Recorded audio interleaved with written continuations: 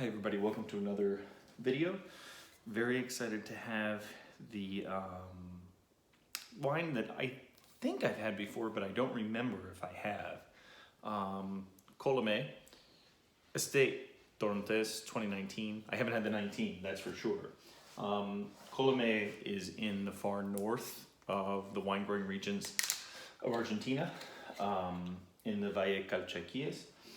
And they grow at, it is now disputed whether or not they possess the highest elevation vineyard in the world.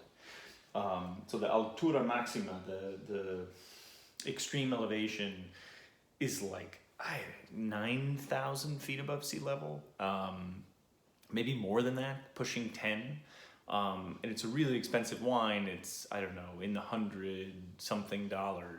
And it's really good. I'm not sure about the pricing, but the Malbec that they do, Auténtico, is a wine that I'm really familiar with, and it's excellent at the price level, and it's in the $20 to $30 retail price level. So what happens at high elevations, and this is going to be interesting because this is, I think, like 6,000 feet above sea level. Let's see what it says. 1,700 meters above sea level, so times 3, yeah, you're at north of 5,000 feet above sea level. The skins get very thick because there's very little protection from UV at that elevation. So as you sort of go down in the atmosphere filters out some of the light, and that protects the skins particularly from getting very thick. But the higher the elevation, the closer to the sun, as it were, the skins tend to get very thick. The grapes ripen slowly because the air is cool, but there's a lot of light. And with Malbec particularly, you get really, really beautiful expressions of some like grippy, serious tannins.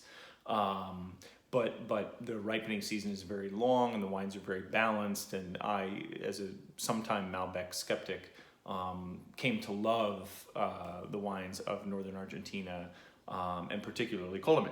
So, with that long-winded introduction, let's see what we have for the 2019 Estate Torrontes. Really pale, sort of lemon in the glass, almost a sort of straw Sauvignon Blanc look-alike. Let's see what it smells like. Yeah, so you definitely have not super floral, right? So Torrontes almost can smell like a sweet wine at times. Super floral, and almost sort of confected. This is very much more on the mineral, the leaner side of the spectrum, which is interesting. You do get that certain sort of white flower aromatically, but this is definitely aromatically on the restrained side of the Torrontes spectrum. Let's see what it tastes like.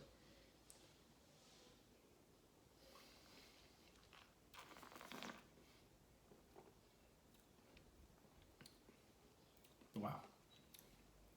It's a really fun wine. We're having sushi tonight. I'm very excited about having this with sushi. It's got really, really intense acidity right out of the gate. But then that sort of lends its way over to a medium to almost full-bodied wine. And it has that sort of hot straw. If you've ever been near a hay bale in August, that sort of, it's almost like a sweet thing that you can taste just by breathing in, being around the hot hay. It has that kind of a flavor. But the mouthfeel, it's interesting because you get hit with that acidity right away. And you expect this really sincere, austere wine. And this is not that. It's got some texture in the mouth. Some sort of, it's got a little grassiness.